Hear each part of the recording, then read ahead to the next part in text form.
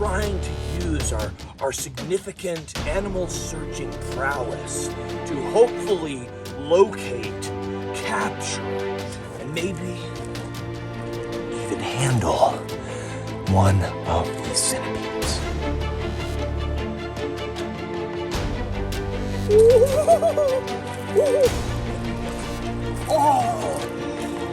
Oh my gosh, folks. Right here, the beautiful giant desert centipede.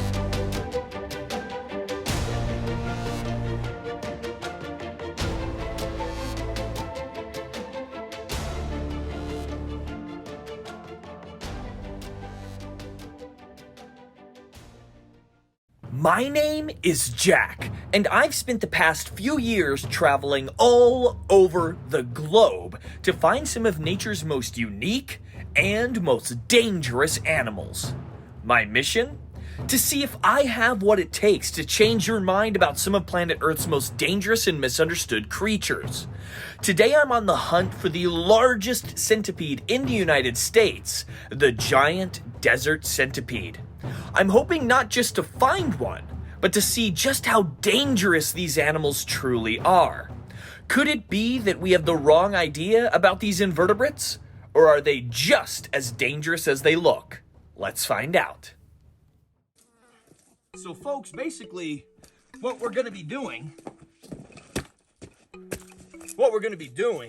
is scanning, searching, sniffing. That's not as effective as I thought it was gonna be. I don't know what was there before, but I'm regretful of that. But basically, we're coming out here, right? We're searching around, and we're trying to use our significant animal searching prowess to hopefully locate, capture, and maybe even handle one of these centipedes. So, I've got my hiking breeches on and my trusty, dusty, waterproof boots, which have proved to be less than useful out here in the Arizonian wilderness. But I've got a good feeling. We're excited, we're ready to go, we've got lots of energy, and hopefully that's not all we have. Hopefully we have Lady Luck on our side, and soonly a large centipede as well. So let's get going, folks. Now, these centipedes are primarily active at night, which means the best way to find them during the day is under the shelter of rocks and logs. Centipedes are fairly sensitive to high temperatures and moisture levels, so during the heat of the day, they have to seek cool, damp refuge, or they can potentially dry out and die. I've got lots of rocks to check if I'm going to find one of these monstrous invertebrates. Right, I'm just gonna flip this just for B-roll. Whoa, check out this this nice carpenter ant, this Camponotus ant colony. Take a look at all these elates too. Looks like just male drones. But it seems like maybe perhaps these ants are getting ready to have a little outing of their own. And to keep it PG, folks, I'll just say, to maybe make some more ants, but that is super cool. Tons of these lovely guys. They don't sting, and they're nice and big and pretty, so always fun to run into them flipping rocks. The bite of these centipedes is described as immediate searing pain, followed by some impressive inflammation. Although not deadly towards humans, it's definitely a horrifically painful experience. I've been bitten by large centipedes in the past, but only after forcing them to do so. What I want to see today is if these animals are happy not to bite when they don't feel threatened. I don't mind putting myself on the line to test this theory, and I'm hopeful it'll work out in my favor. After hiking for hours, I came up on some great-looking habitat that I was hopeful would turn up one of these gigantic centipedes.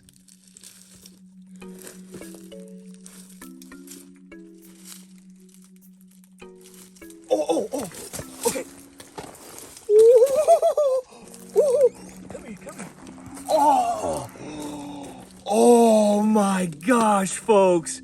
Right here, the beautiful giant desert centipede.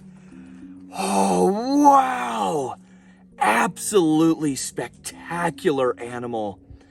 Beautiful orange and black, yellow legs. What a spectacular little animal. Just taking shelter. I like to flip these rocks that kind of border this kind of cliff face, this kind of rock face, because a lot of these animals will come out at night, they'll scurry around, and they kind of can feel that there's, a little bit of protection on one side and tuck up under these rocks. But I say we got what we were looking for. We've been out here for hours and hours and hours of flipping. We've only seen a handful of smaller species of centipede. And although this isn't the biggest that they can get, this is the largest centipede we have seen today by far. Wow, Scolopendroheros, the giant desert centipede. Absolutely spectacular animals. Whew, I'm glad we got that guy. Oh, wow, wow, wow. Well, folks, I didn't just come here to capture a beautiful centipede such as this. I came here to show you the true nature of these creatures, which is primarily one of, trying to flee at the first sign of danger. Not necessarily gung-ho, trigger-happy, ready to bite that you might think venomous animals really are. So, in order to kind of show you folks, put my money where my mouth is, so to speak, we're going to see if I can get this beautiful centipede to crawl out onto my hand here.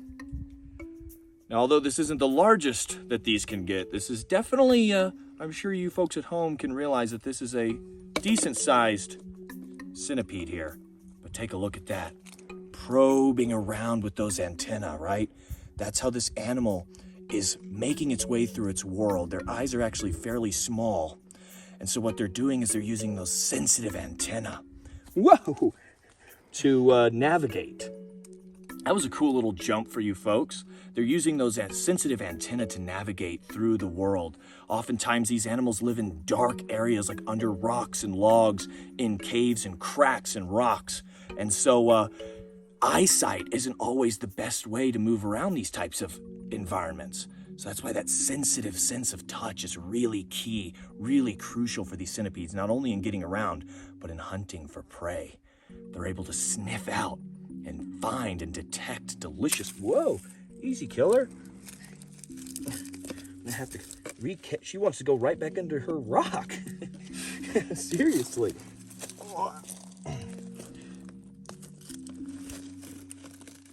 She's just sniffing and sniffing. Whoa, chill out.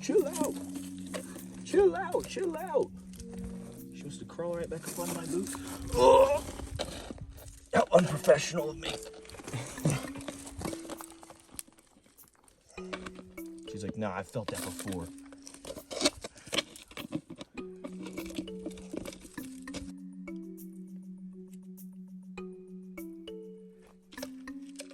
Nice. Yeah. So there we see the trained Jacksonville Wildlife use the defensive mechanism of these centipedes against it.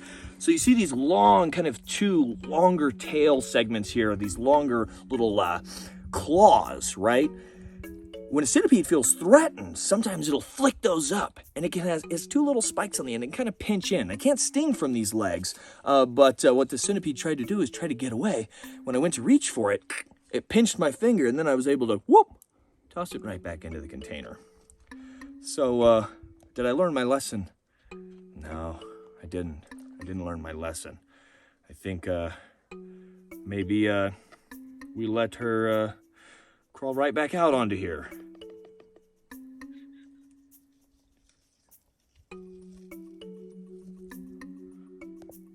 It's okay.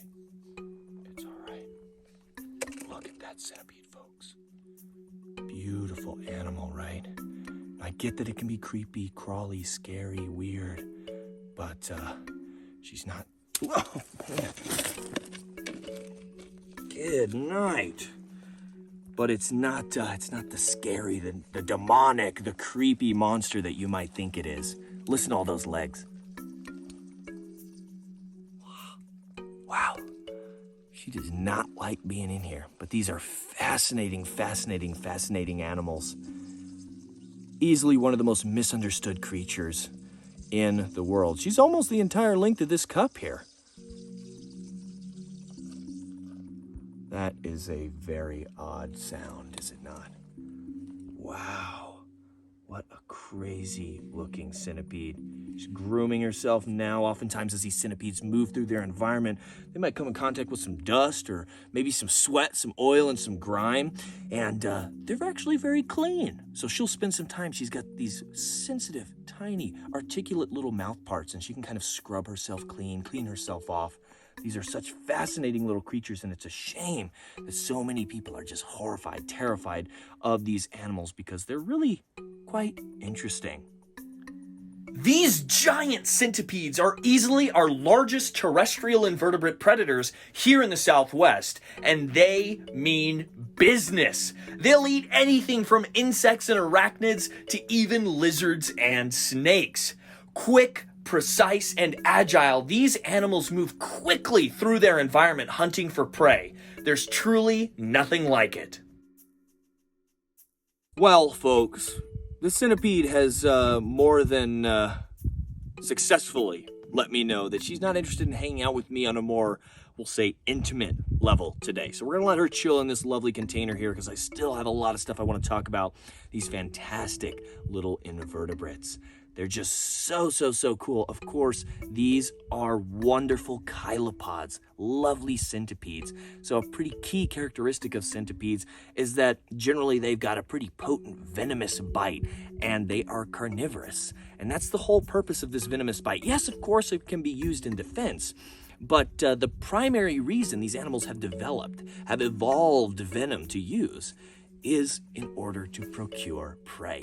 It is very heavy in certain peptides and components that can readily affect and destroy the nervous cells and nervous systems and all the stuff within invertebrates, so they can pretty easily take out invertebrates. However, it's also quite effective against vertebrates as well. There are some snakes out here in Arizona that love to feed on centipedes, but that doesn't mean that it can't go the other way around. These giant desert centipedes are more than capable of taking down significantly sized vertebrates such as small lizards, frogs, and yes, even snakes. If you're enjoying this video debunking some myths about the giant desert centipede, perhaps you'll enjoy this video I filmed earlier this year in Ecuador. I found a Brazilian wandering spider during an expedition deep into the rainforest, and I wanted to see firsthand just how dangerous and aggressive these arachnids truly are. Check out that video to see for yourself. Well, folks, I think we've had a wonderful time with our beautiful giant desert centipede. So we're going to let her get right back under her rock that she was under. Take a look right here. A homecoming. It's okay, sweet little centipede. Turn around, wrong end. Wrong way. All right, I'll just kind of dump her out this way and let her, I guess she's busy cleaning herself, but folks, that was awesome. We got the centipede we were hoping to find. The beautiful, fantastic giant desert centipede. This is such a gorgeous animal. Beautiful coloration. And although she was a little nervous, a little camera shy, she wasn't a huge fan of coming out and hanging out with us today. I think she was a wonderful ambassador for her species. So my friends, it's really all I got for you today. So I hope you learned something from this video, and additionally, I hope you enjoyed it.